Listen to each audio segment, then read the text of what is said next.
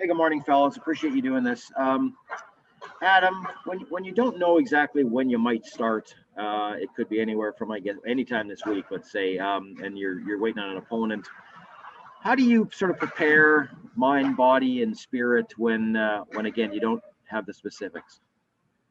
Yeah, well, I think it's just one of those things. You try and stay sharp in practice. You try and kind of use the days, make sure that any bump or bruise, you're staying on top of that. And then, on the ice, you're staying sharp. You kind of want to make sure that don't let any bad habits creep into your game throughout the practice. And then, you kind of just wait and, we will go where we're told kind of thing. So it's one of those things where, sometimes you get a little anxious to get started. We all want to just keep playing. So, yeah, you just try and stay sharp as best you can. Try and stay as rested as you can so that, when the series starts, we're ready to go. We'll go back to Jason for a follow-up. Go ahead, Jason. Matthew, sort of same question. Just the excitement, the anticipation of what's to come. When again, there's a bit of unknowns on start date and who you'll face.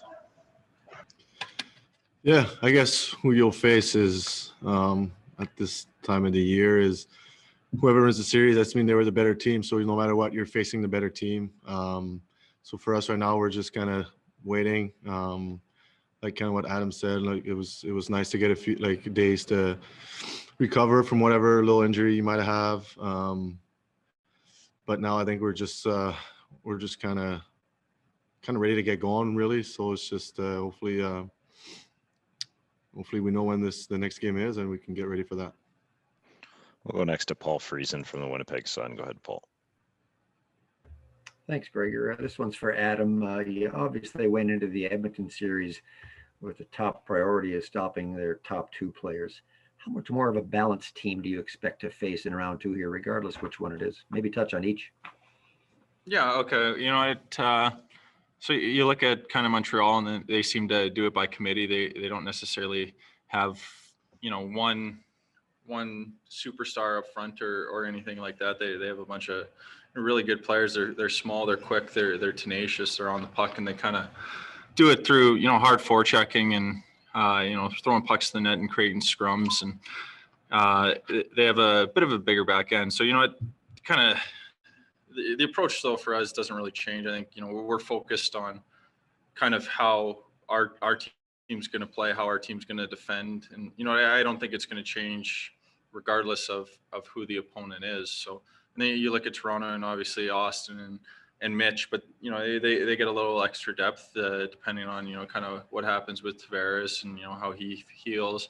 Obviously, you look at how Nylander's played in the first round, and you kind of go down their forward list. That they have some depth, they have some scoring. Kind of they get contributions from all different lines. What Spets has been able to do this year, and Joe on that fourth line, and things like that. So yeah, it's both teams present different challenges. They attack slightly differently. They kind of create their offense a little differently. But like I said, I think we're focused kind of on how we play and how our style of play is going to prevent those chances against whether it's against Toronto or Montreal. We'll go next to Ken Wiebe from Sportsnet. Go ahead, Weber. Thanks. Good afternoon, gentlemen. Starting with Adam, how does the time between games help reinforce some of those good habits? Well, yeah, I think you look at the first couple of days was kind of just spent resting and just really recovering from that marathon game. But then you start going to meetings, you start talking about why we were successful, what we were able to do, and it's just kind of how would you say it? But kind of showing that you keep and you stay committed to the style of play that Paul wants and the style of play that made us successful in round one. You're going to win games. You're going to find ways to win games, even when you might be out of it or you might not have your best things every night. We'll go back to Ken Wiebe for a follow-up. Go ahead, Ken. For Matthew, what's it like to be back in the second round for the first time since 2018? Especially, Paul Maurice was talking about the importance of cherishing these opportunities because they don't come around every day. Yeah, no, this is great. Honestly, this is what we play for.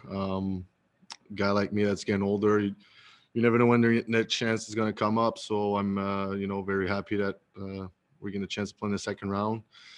Now it's going to be down to 8 teams in the league. So you can really cherish that and bring everything you get to that second round so we can keep moving forward. We'll go next to Murat Atesh from The Athletic. Go ahead, Murat. Thanks, Gregor. Good morning, guys. I'll start with Adam. I'm sure, in the stands, it would be a time you'd love to have a packed house these days, but one of the places that you guys have had to yourselves has been the dressing room this season. And I'm wondering, without media post-game or post-practice and things like that, has it become a more, I don't know if the word is sacred, has it become a more sacred space for you guys? Yeah, you can call it sacred, special. It's one of those things where generally, in a normal climate, after the game, you kind of get just a couple minutes to gather yourself, and then the media is let in. People are coming in and out of the dressing room, and now you can kind of, after game, unwind, kind of cherish those moments together. I think it's one of those places where, one of the few places where we're allowed to spend time with each other. It's one of those places where we can all hang out together, with the restrictions, with all those things. It's, certainly kind of been a refuge for us. It's been a place where, you guys can, with the pressures of the game, they can kind of unwind and, let their hair down a little bit and, really enjoy the wins. Kind of, that's, something we've talked about is, just really embracing kind of this year and, trying to have as much fun with it as we can. And, I think the dressing room is one of those spots where we've tried to take advantage of that. We'll go back to Murat Atesh. Go ahead, Murat. Thanks, Gregor, and thanks, Adam, for that. This the same for Mathieu, really. When the room works like that, how does that affect the way that you're able to kind of sit in the feelings and enjoy your teammates and enjoy big wins like you guys have had? Yeah, just kind of whatever Adam said. Like we've been hanging out in there a lot more than we ever did before. And it's been a lot of fun, especially now in the playoffs that we're winning. Like you said, after games, especially after that last game, the long game, you just kind of get sit in your stall in your gear and just kind of like calm down a little bit and enjoy each other's company and the win. So this is something we never really got to do before, and we've been enjoying ourselves doing that. We'll go next to Stephen Wino from the Associated Press. Go ahead, Steve. Thanks, Gregor. Hey, Matthew. When you've been in the playoffs, you've seen how important it is for teams to have depth down the middle and depth on defense. Just how crucial is it that when you have guys like yourself and Adam who can play center and can play the wing and just have that kind of depth and strength down the middle? Yeah, that's key to success in the playoffs. And we're lucky to have that here. We have guys throughout our lineup that can prevent any kind of support for the team, either it's offense or defense, down the middle, you name it. So it's one of the strengths of our team, and we're lucky to have that here, and we've been having a lot of fun with it.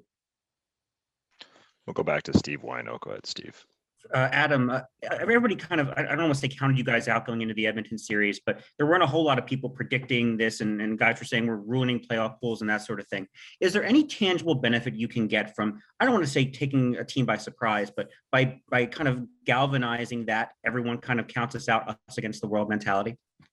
Yeah, I think going into it, there weren't a whole lot of believers in our team, but even through our struggles down the stretch, I don't think the belief in our locker room ever really wavered. We've kind of, gone through this year, and for the most part, we were, really strong, bouncing back from losses, coming back, and generally winning the next game, and then you kind of go on that slide right near the end of the year, and everyone's trying to figure out what's wrong with the Winnipeg Jets. Why are things not going right for them? Edmonton's kind of 7-2 against them. They're going to roll right over them, but I think in our locker room, we really believe in kind of the group we have here.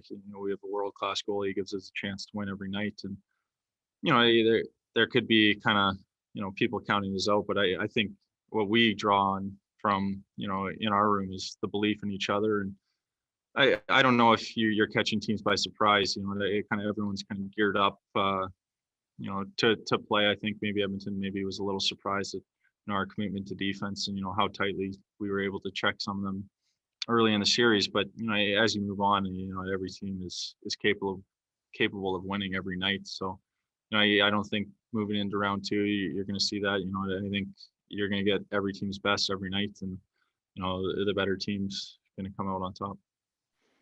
And final question to Jason Bell from the Free Press. Go ahead, Jason.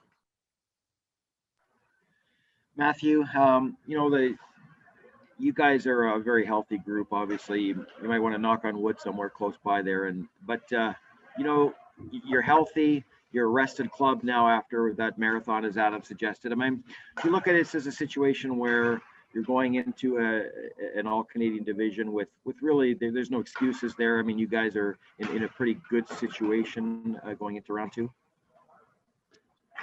Yeah, I mean, you can look at it different ways. I think for that part of it where guys are going to be rested and any kind of little injuries, you have time to take care of it. But the other part of it, the emotional part of it where, you get amped up to play games, and then if you're not playing for that long, sometimes you can kind of lose that a little bit in a way. So personally, I think I would have liked to play like tomorrow, for instance, or like today. But it is what it is. We'll have to figure it out on our own here and make sure we're ready for game one and get back to that emotional level for game one.